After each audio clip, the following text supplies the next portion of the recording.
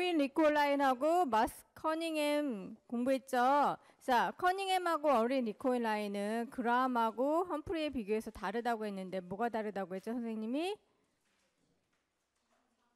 작업 방식이 굉장히 다르고 그 스타일도 다르고 그들이 추구하는 작품 그 세계도 되게 다른데 그들은 어떤 것들을 많이 작품에 표현했나요? 작품이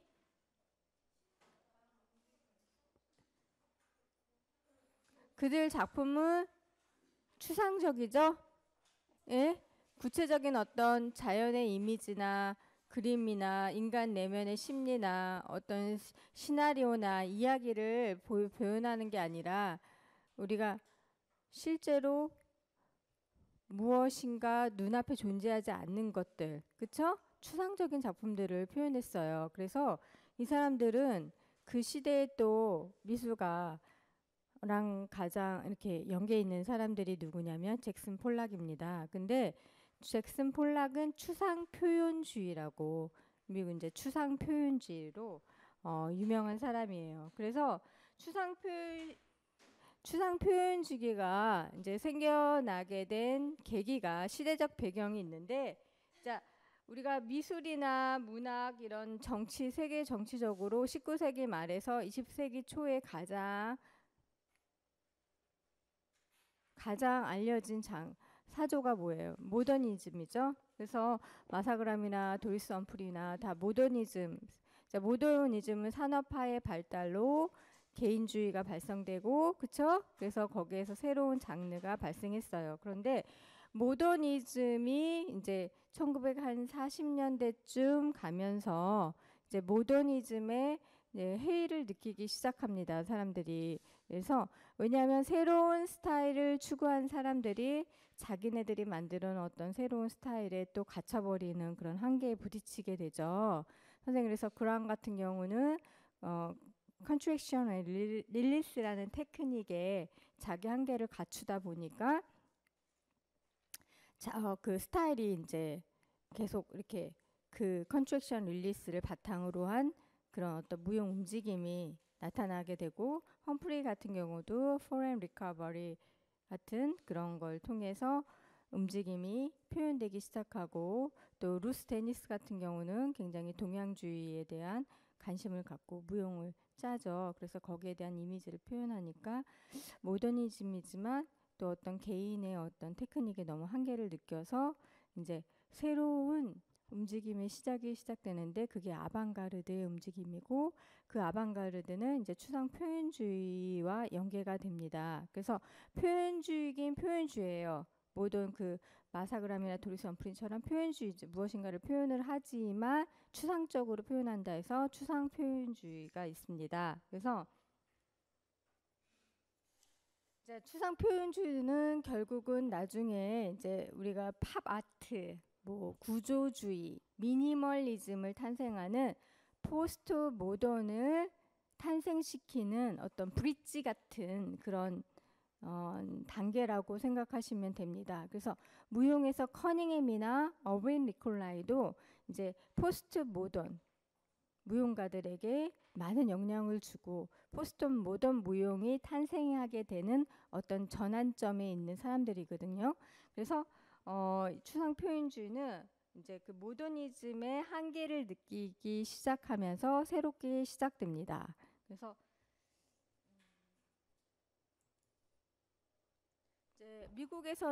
이제 미국에서는 근데 미국의 역사가 깊어요. 미국 역사가 짧죠. 그래서 종교의 어떤 문제 때문에 신대륙 발견을 위해서 미국으로 왔기 때문에 문화적인 어떤 그런 뿌리가 깊은 나라가 아니에요. 근데 이제 또 이 시대에 또 우리가 독일 표현주의 공부했었죠. 메르 비그만과 함께. 그래서 독일 표현주의에서도 독일 표현주의는 그때 무엇을 표현했어요?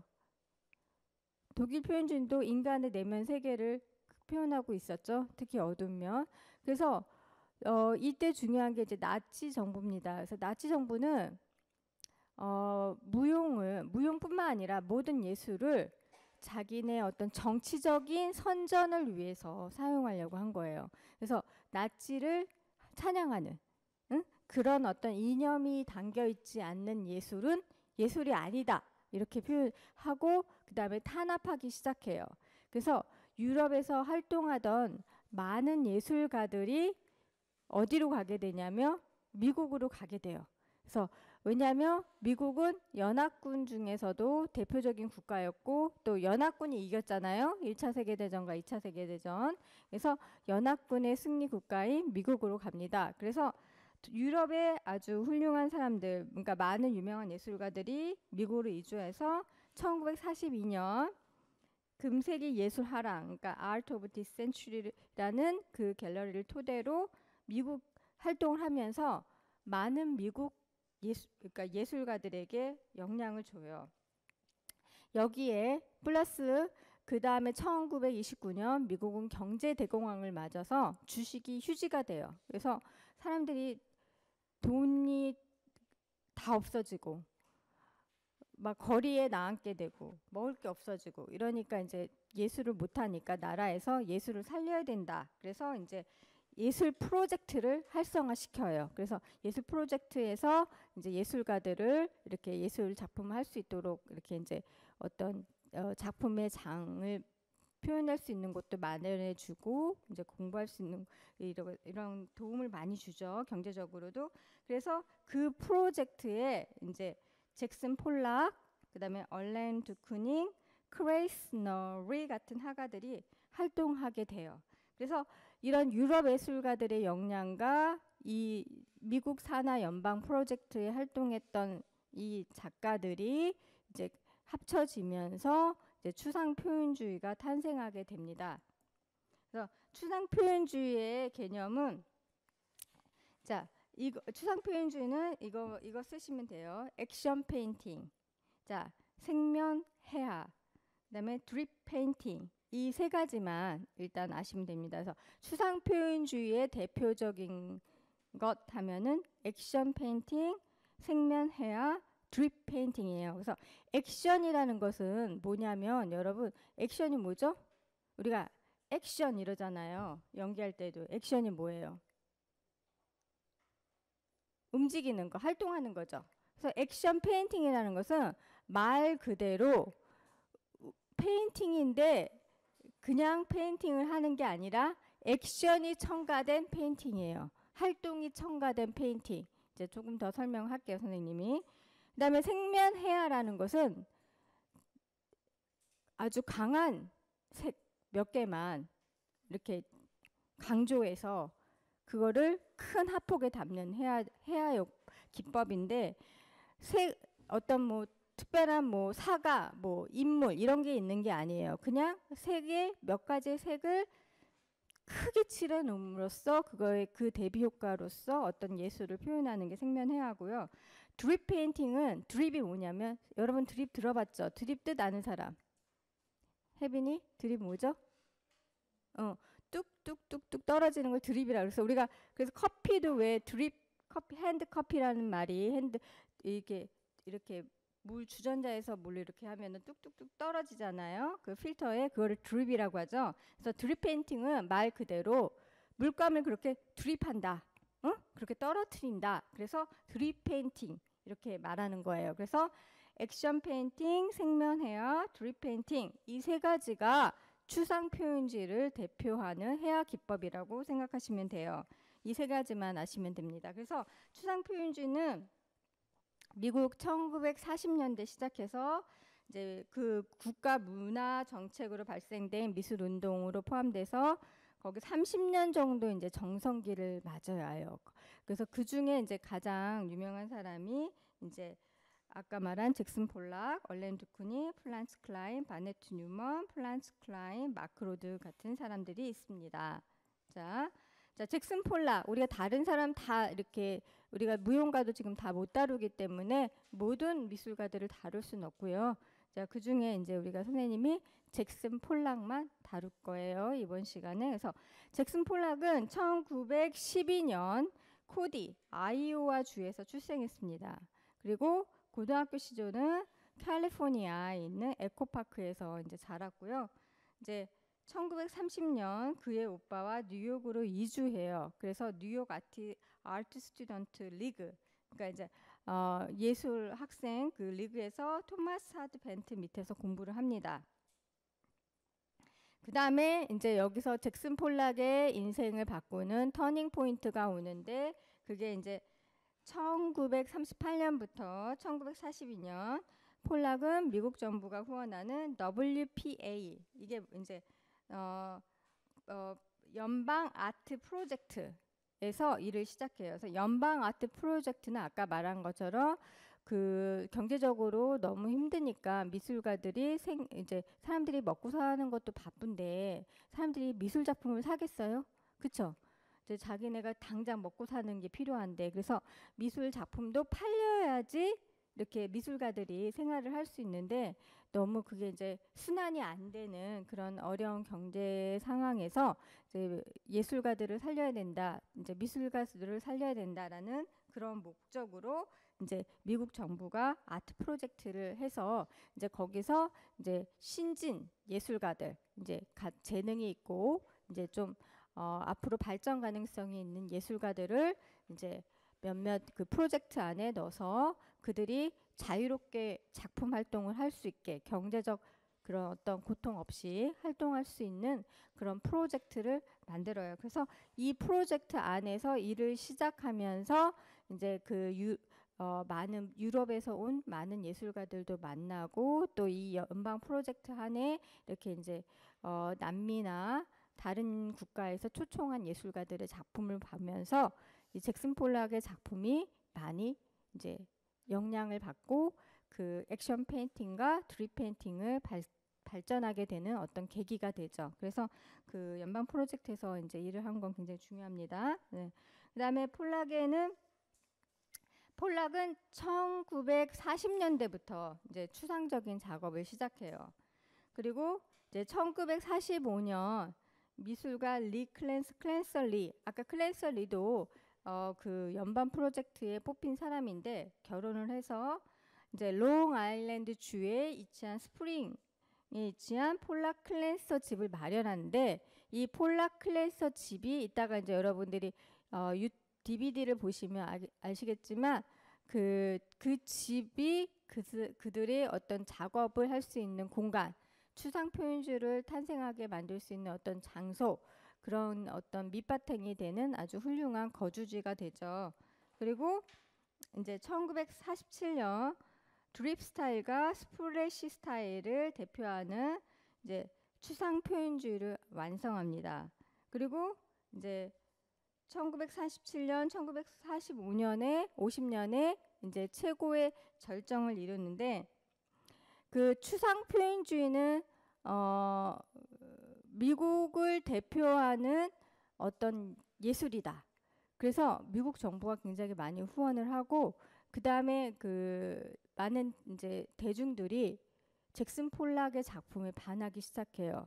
그래서 잭슨 폴락이 이제 작품을 내놓으면 그 무섭게 이제 팔리기 시작합니다. 근데 고가에, 그냥 뭐 이렇게 작은 돈이 아니라 아주 큰 액수로 팔리는데, 잭슨 폴락의 넘버 5라는 작품은 지금까지도 가장 비싸게 팔린 작품으로 알려져 있습니다. 그래서 굉장히 사람들이 이제 집이나 아니면 자기는 어떤 화랑이나 일하는 장소에 잭슨 폴락의 작품을 걸어 놓는 거를 굉장히 영광으로 생각하고, 또 그 잭슨 폴락의 그림을 가지고 있으면 어떤 부의 상징이 될 만큼 그 미술적인 가치가 있다고 생각하는 작품이에요. 그래서 잭슨 폴락은 그 우리가 요즘에도 왜 그 미술 투자라는 이런 얘기 있잖아요. 미술 작품 사가지고 그걸 투자한다는 그런 작품에 해당이 되는 작품입니다.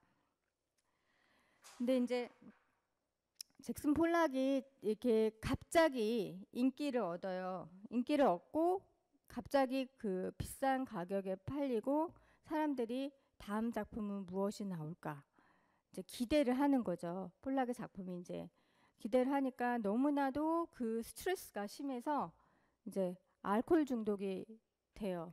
그래서 이제 술로서 자기의 스트레스를 풀고 또 작품을 하고 이런 과정을 거치면서 이제 마지막에 돌아가시기 전에 마지막 해에는 두 작품인가 만들고 이제 작품을 거의 완성하지 못한 채 교통사고로 인생을 마감합니다. 그래서 폴락은 그렇게 오래 살지 않은 사람이에요. 되게 단명한 사람이고 그 작품은 되게 지금까지도 많이 남아 있는데 오래 못 살았다는 거, 굉장히 심한 스트레스를 받았다는 거. 자, 이거는 안 쓰셔도 됩니다. 자, 폴락의 예술 철학과 그 배경입니다.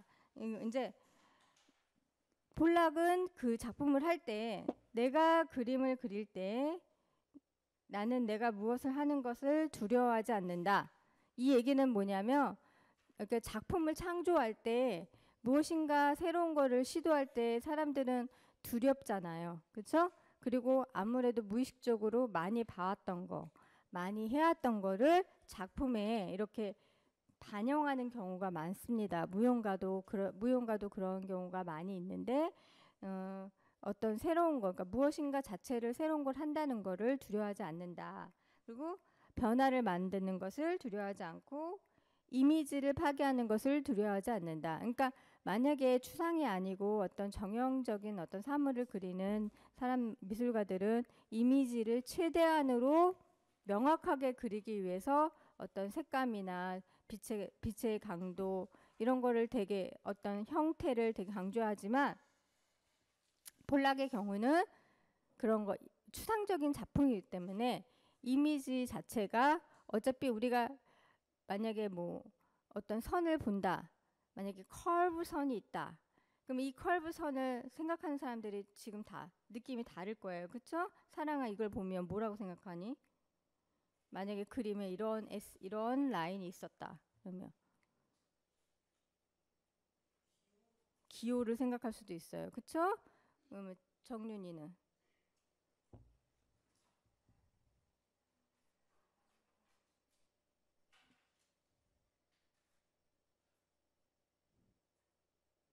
그냥 웃어요. 생각이 안 나요. 그럼 경호는 지위가 또 생각이 난대요. 그러니까 경호는 어떤 선보다 그 액션에 더 이걸 받나 봐요. 그쵸? 그러니까 사람마다 에? 액션 아니에요? 근데 이 자체가 지위 같아요. 예. 자, 그러니까 그게 추상의 장점이자 매력이죠. 그래서 이미지 파괴하는 걸 두려워하지 않는다. 그림은 그 자체의 인생을 갖고 있기 때문에 나는 미술 작업이 들어오게 하는 것을 허용한다. 미술 작업이 들어오게 하는 것을 허용한다. 이건 이따 이제 창작 스타일의 배경, 창작 스타일 이야기할 때 이야기해 줄 텐데 무엇인지 한번 느껴보세요. 내가 그림과의 접촉을 없어질 때 접촉이 있어야 된다는 거예요. 그림하고의 접촉이 없을 때 그 결과는 엉망이 된다. 자, 드립 페인팅에 영향을 준 예술가, 이거 이제 첫 번째 거랑 두 번째 거 하셔야 됩니다. 첫 번째 거랑 이거 시쿠에이로. 자, 데이비드 알프로 시쿠에이로는 멕시코의 벽화 화가예요. 그래서 다 쓰실 필요 없어요. 첫 번째하고 다섯 번째만 쓰시면 됩니다. 그래서 데이비드 알프로 시쿠에이로는 멕시코에서 이제 유명한 벽화 화가인데 아까 그 WPA 연방 프로젝트에서 그 이제 멕시코 벽화 화가들을 초청을 해요. 그래서 이제 벽화 화가니까 어디다 그림을 그리겠어요? 벽에다 그리겠죠. 그래서 벽이 어때요, 여러분? 벽은 일반적인 캠퍼스에 비하면 사이즈가 커요, 작아요? 엄청나게 크죠. 그래서 이제 그 그림을 그리는데 벽에다 그리는데 이제 이때 폴락의 형이 시쿠에이로 조수로서 활동을 합니다. 근데 이제 그가 작업하는 방식에 굉장히 감명을 받는데 시쿠에이리는 미리 이제 우리가 보통 작품을 짤 때 대부분의 안무가들은 내가 주제는 무엇을 하지? 제목은 뭐지? 그치? 여기서 나는 무엇을 표현할까? 관객과 무엇을 소통해야 되지? 이런 고민을 하잖아요. 근데 시쿠에이리는 작품을 그릴 때 미리 구성하지 않는다. 미리 구성하지 않고 그냥 그 물감통이 있으면 이 물감을 벽에다 그냥 어떻게 하는 거예요? 버리는 거예요. 이렇게 딱 부어서 부으면은 그게 이제 떨어지면서 벽에 떨어지면서 이렇게 선 색깔이 묻겠죠? 그래서 자연스럽게 그날의 뭐 바람의 어떤 세기나 그쵸? 어떤 그런 것 때문에 이렇게 물감이 어느 정도 힘으로 쏟아졌느냐에 따라서 이렇게 사이즈가 이렇게 크게 이렇게 벽에 붙어서 흘러내려가는 게 이 사람이 자기가 이만큼 흘려야지 하고 흘려지는 건 아니잖아요. 그쵸? 그래서 그 날의 어떤 그 사람의 에너지와 그 환경의 어떤 그 상황에 따라서 이게 벽에 그려지는 거예요. 근데 그 우연한 효과를 이제 창조하는 거예요. 그게 이제 그렇게 벽화를 그렸어요. 그래서 이 작업에 감명을 너무 많이 받아서 이제 그러면 우리가 벽화를 이렇게 그리지만 나는 미술가니까 벽화 대신에 그림을 그릴 때 내가 이렇게 하면 어떨까라는 생각을 하고 캔버스를 바닥으로 옮겼어요. 왜냐하면 캔버스는 일단 작죠, 여러분. 사이즈가 커요, 작죠. 그 다음에 캔버스는 우리가 주로 어떻게 화가들은 이렇게 이젤에 앉아서 캔버스를 놓고 이렇게 하잖아요, 그렇죠? 그러니까 이거를 없애버리고 바닥이 캔버스다. 그러면 물감을 쏟아도 사이즈에 제한이 돼야 안 돼요. 본인이 사이즈를 크게 해놓으면 이렇게 마음껏 뿌릴 수 있잖아요. 그래서 바닥에 캔버스를 펼쳐놓고 물감을 뚝뚝 떨어뜨리는 기교를 실험해서 여기서 뚝뚝 떨어뜨린다 해서 드립 페인팅이 된 거예요. 그렇죠? 떨어뜨리면서 이것을 이제 드립 페인팅으로 발전시켜 나가는 거죠. 자, 이거 이제 여기서 마지막 거 쓰셔야 됩니다. 마지막 초현실주의가 액션 페인팅의 발전이 되는데 아까 이제 그 시크웨이로는 선생님이 드립 페인팅에 도움이 됐고 또 이제 액션 페인팅 선생님이 아까 페인팅을 하는데 액션을 같이 한다고 그랬어요. 그렇죠? 그래서 액션 페인팅은 초현실주의의 그 작업에 영향을 받았는데 프로이드와 융 심리학에 관심을 가졌던 초현실주의자들은 자동기술법에 굉장히 영향을 받았어요.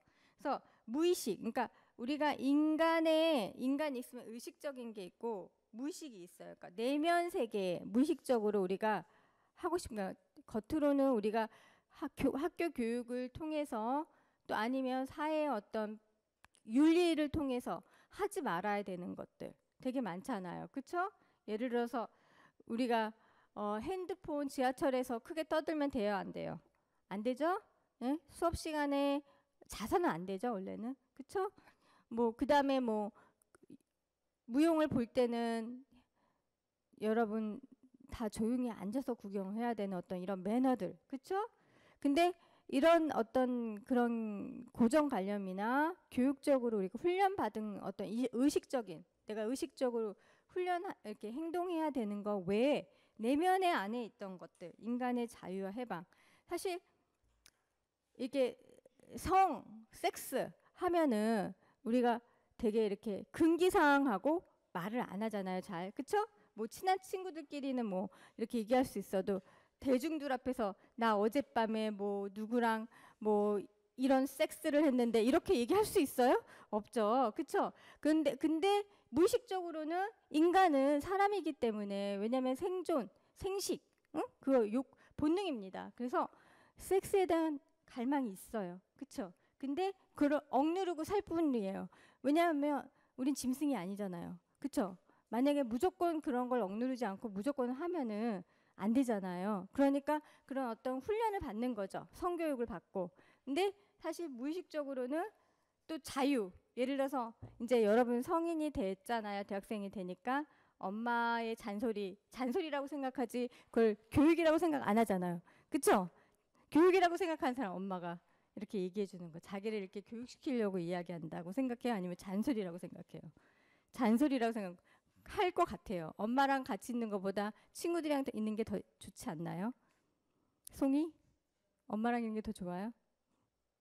둘 다 좋아요. 오케이, 굿. 자, 그때 어떤 자유와 해방. 이제 결혼을 하면 여자들은 가끔은 남편으로 이렇게 해방되고 싶어요. 물론 남자도 마찬가지입니다. 남자도 자기의 여자로. 그러니까 꼭 바람을 핀다는 게 아니라 어떤 구속된 거. 그러니까 자기를 구속하고 있는 세계에서 벗어나고 싶은 어떤 자유와 해방을 실현하는 것을 작품에 이렇게 표현을 했어요. 표현을 했는데 폴락의 경우는 그러니까 내적으로 그거를 이제 탐구했던 초현실적인 거를 실제로 이제 몸을 통해서 사용하죠.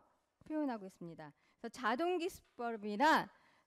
자동기술법이란 프랑스 앙드레 브루똥이 창시한 초현실주의의 사고의 주요 기법으로서 우리가 이제 습관적인 기법, 우리가 이렇게 습관적으로 하고 있는 거. 예를 들어서 사람들은 왼쪽에서 오른쪽으로 읽어간다.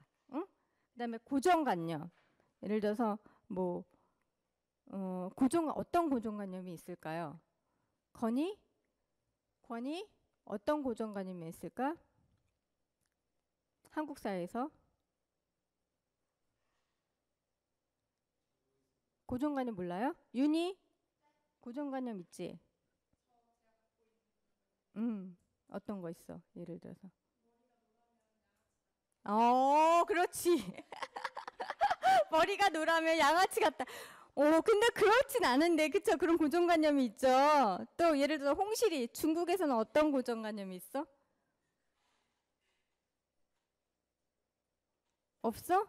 왜 중국은 그런 거 있잖아요. 무슨 빨간색은 뭐 행운을 가져온다 뭐 이러지 않나? 빨간색이 있으면 식욕이 돋는다. 그래서 모든 레스토랑을 이렇게 대부분 빨간색으로 이렇게 데코레이션을 해요. 인테리어를. 자, 은영이는 어떤 고정관념이 있을까?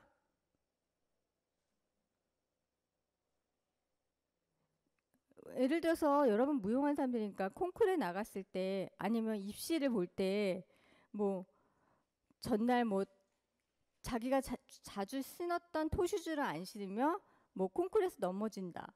뭐 이런 것들 있지 않아요? 없어요? 하나도? 영은이. 까마귀를 보면 안 좋은 것 같고 까치를 보면 행운이 올 것 같아요. 선생님은 있어요. 선생님은 이렇게 꿈속에서 이렇게 똥이 보이잖아요. 그러면 돈이 들어올 것 같아요. 그런 어떤 고정관념들 있잖아요, 여러분. 그러니까 그런 고정관념, 그다음에 이제 이성작용이라는 거 아까 말한 것처럼 우리가 이성적으로 해서는 되는 거, 안 되는 이런 이성작용에 대한 영향을 배제하고 그런 것들을 배제한 채 무의식 상태에서 솟아오르는 이미지를 그대로 기록함으로써 새로운 경지의 미를 자유롭게 추구한다. 그래서 이제 이런 것들을 초현실주의 작가들이 많이 사용했죠. 자, 건이 왜 웃어요? 왜 웃어?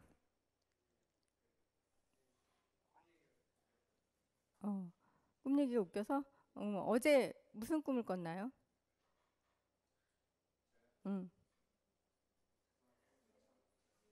한잠도 못 잤어요? 역시 젊군요. 한잠도 못 자고 밤을 샐 수 있다는 20대가 부럽습니다. 자, 그럼 넘어갈까? 자, 그래서 잭슨 폴락의 창작 스타일입니다. 자, 드립 페인팅은 1947년부터 본격적으로 사용됐고요. 이제 이것이 추상 표현주의 작가 대표적인 작가로 만들게 한 계기가 된 거예요. 이 드립 페인팅의 기법이. 그다음에 이제 그 폴락이 사용한 게 우리가 보통 미술가들이 그림을 그릴 때 굉장히 붓 중요합니다. 그렇죠? 그래서 화가들은 어느 브랜드 어떤 붓 이것만 고집하더라고요. 그게 또 느낌이 다르대요. 그래서 우리도 왜 그 의상 할 때 자기가 선호하는 의상 샵이 있잖아요. 마찬가지로 미술가도 그런데 붓보다는 흙이나 이제 또 이제 막대기, 그러니까 막대기를 사용해서 그리는 거죠. 또는 손가락, 그렇죠? 손가락 또는 이제 구멍을 뚫어요, 깡통에. 그러면 물감을 담으면 물감이 줄줄줄 흐르겠죠? 그래서 이런 붓이 아닌 흙이나 손이나 막대기, 뭐 이렇게 흘리기 이런 것들을 이제 선호해요. 사용하고 도구로서 사용하고 그다음에 이제 전통적으로 미술 작품에 쓰이는 유화 물감보다는 공업용 악스나 듀코, 에나멜 물감을 사용하여 끊어질 듯 이어지며 흐르는, 그러니까 이렇게 그림을 이렇게 그리면 끊어질 것 같은데 계속 이어지는 어떤 그런 선의 유동성을 이렇게 그리는 게 아니라 뿌리고 흘리는 거죠. 물감을. 그래서 그걸 그러니까 뿌리고 흘리다 보니까 행동이 가요, 안 가요? 가죠. 행동이 가요. 그래서 그 행동으로 이제 이렇게 그림을 그리기 시작하는 거예요. 이렇게 다른 화가들은 뭘로 그려요? 머리로 생각하고 손목과 손가락을 사용해서 그리잖아요. 그쵸? 근데 이게 그냥 뿌리는 게 아니라 온몸을 사용해서 뿌리고 흘리고 던지고 이러면서 이제 작업을 시작하는 거죠. 이제 조금 이해 가요? 어떻게 할 것 같은지 이해 가요? 이제 넘어갈게요. 네. 이 마지막 거는 안 해도 되는데 그냥 공업용 왁스 이런 걸로 썼다 이렇게만 아시면 돼요. 그러니까 일반적인 유화 물감이 아니라 이제 공업용 왁스나 듀코 이런 에나멜 같은 물감을 사용했다. 이해 갔죠? 네. 자, 그래서 잭슨 폴락의 작품을 보면은 굉장히 이렇게 우리가 이렇게 줄줄줄줄줄 흐르는 느낌, 떨어지는 느낌 이런 게 많이 납니다. 자, 이거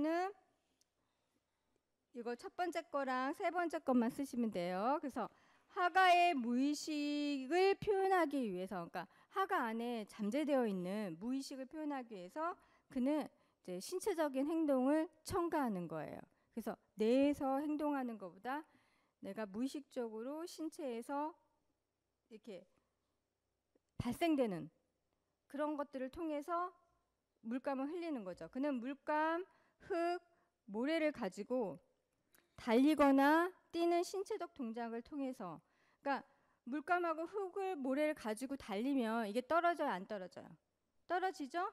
예? 그러니까 이런 동작들을 통해서 그 동작을 하다 보면 행위를 하다 보면 흔적이 남죠. 그렇죠? 그 흔적을 캔버스에 남기는 거예요. 그게 이제 액션 페인팅이죠.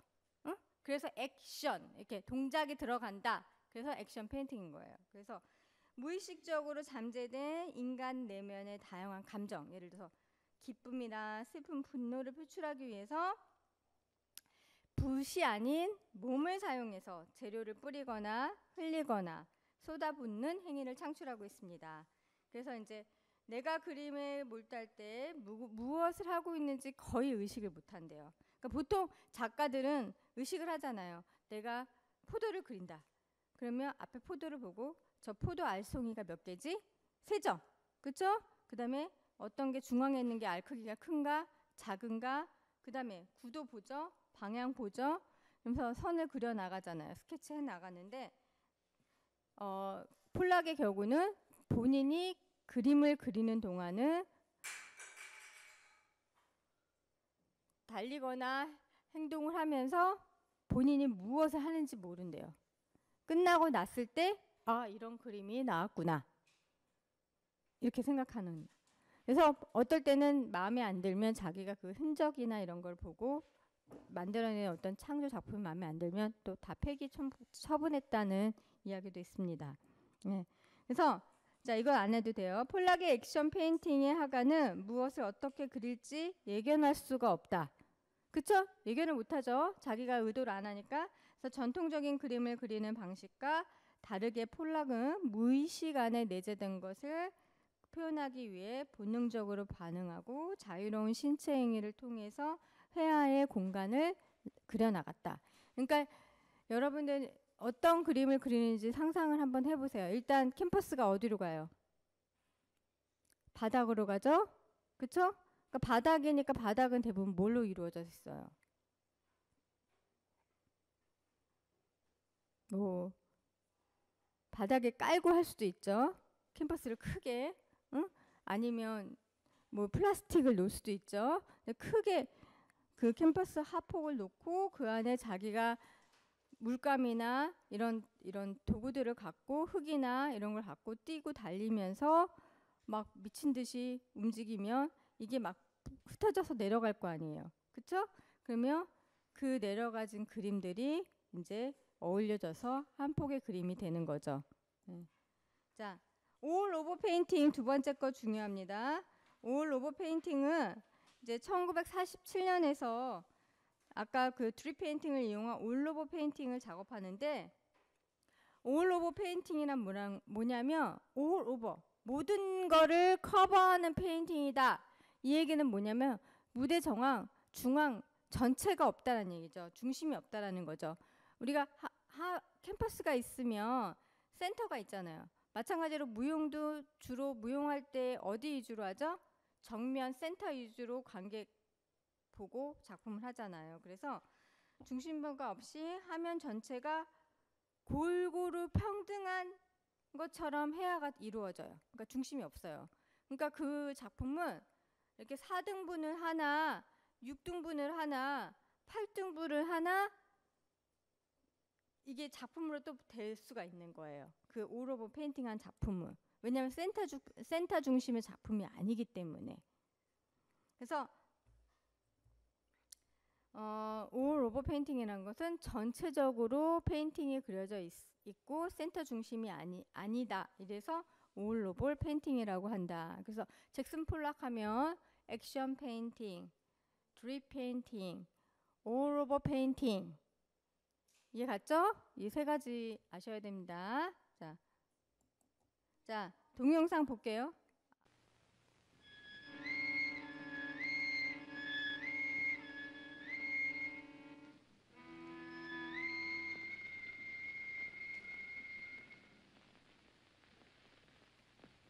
My home is in Springs, East Hampton, Long Island. 미안. 왜 다쳤지?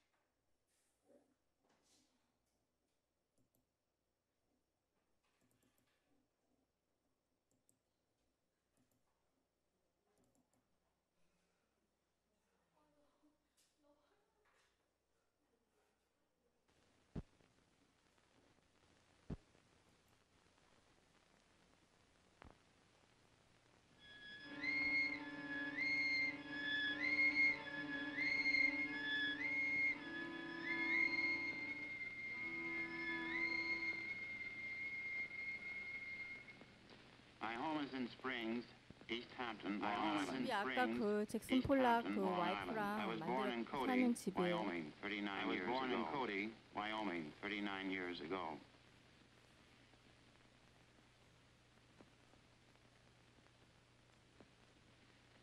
In New York, I spent 2 years at the Art Students League. In New York, I spent 2 years at the Art Students League with Tom Benton.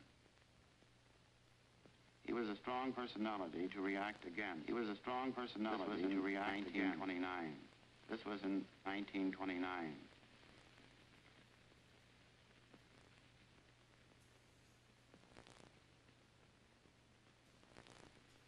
I don't work from drawings or color sketches. I don't work from drawings or color sketches. My painting is direct.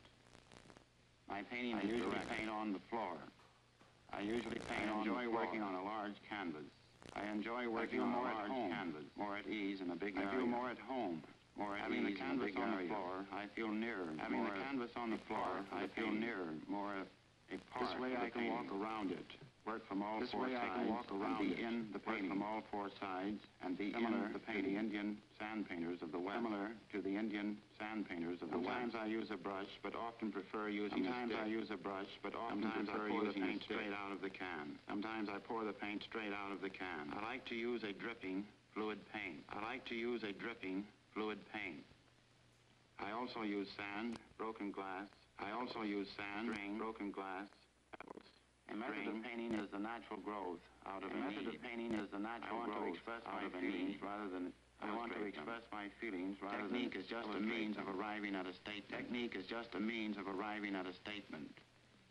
자, 그 잭슨 폴락은 아까 선생님이 말한 것처럼 그 브로큰 글라스 하면은 뭐냐면 깨진 유리, 응?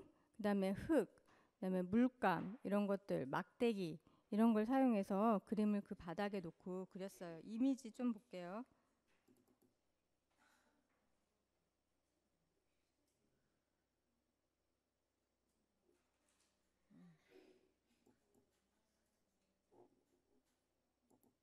자, 이 그림이 넘버 5인데 아까 선생님이 넘버 5가 가장 비싸게 팔렸다고 그랬죠?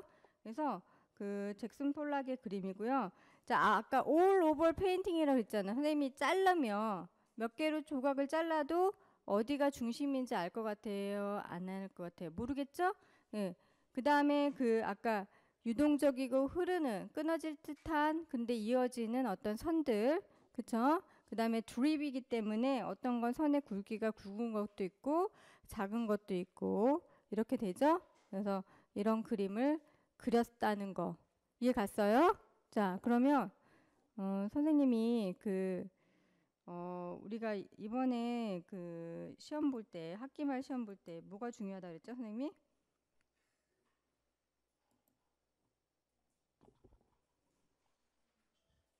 뭘 웃고 그래요? 시험 얘기하는데. 이나 뭐가 중요하다 그랬어, 선생님이?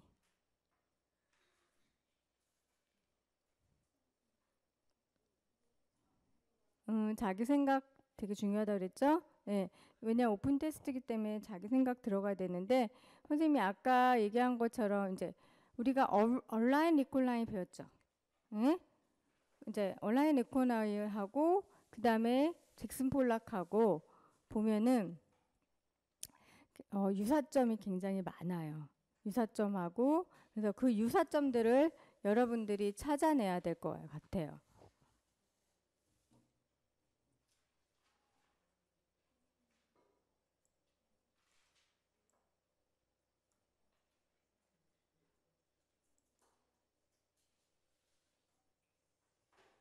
그래서 유사점이 첫 번째 어떤 게 있을까?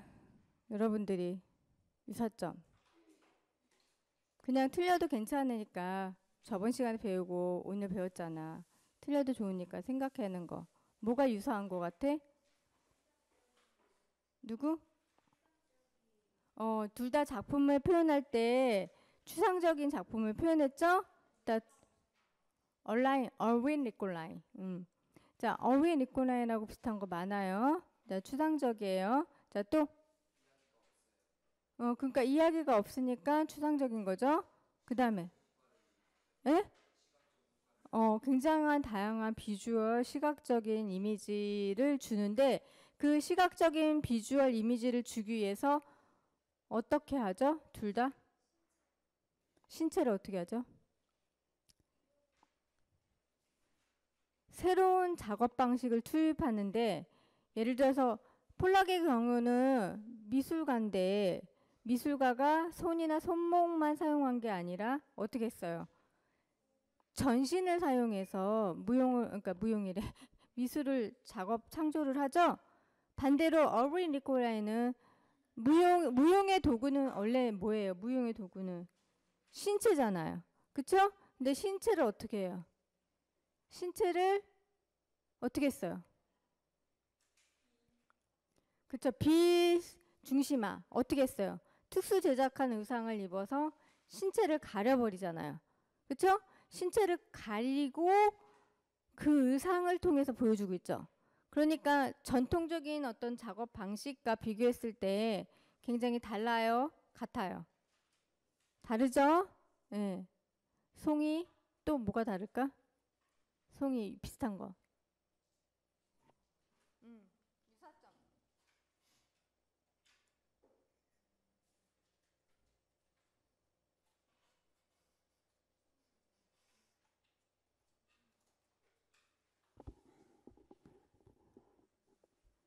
또 뭐가 있을까? 작업 방식에서 유사한 게 있는데. 오, 맞아. 이것도 중요하다. 중요한 유사성이다. 예를 들어서 우리가 어브린 니콜라인 작품에서는 주연 캐릭터가 있어요, 없어요? 중심적인 캐릭터가 없죠. 마찬가지로 우리가 올 오버 페인팅 잭슨 폴락의 작품을 보면은 어떤 한 특정한 선이나 모양을 강조하고 있나요? 그렇지 않죠? 예? 그러니까 전체적인 게 주이자 솔로이자 강조가 다 되고 있죠. 굉장히 잘했어. 그 다음에 또 그렇죠. 우연의 방식을 이용해서 그러니까 물론 어린은 우연의 방식이 위해서 그걸 만들어내지만 나중에 정확한 스텝까지 이제 그거를 가르쳤다고는 했지만 일단 시작은 창조하는 시작은 잭슨 폴락도 우연, 그쵸? 자기가 의도한 게 아니에요. 마찬가지로 어린 니콜라이도 자기가 어떤 장치나 이런 것들을 걸어놓고선 이 장치를 통해서 우연적으로 발생되는 것들을 발견해서 그걸 작품으로 만들었죠. 네. 그다음에 좀 더 이렇게 여러분들이 보면은 더 유사성하고 또 다른 점도 있을 거예요. 이런 걸 읽어보면서 여러분들 좀 찾아내면은 도움이 될 것 같습니다. understand? 네.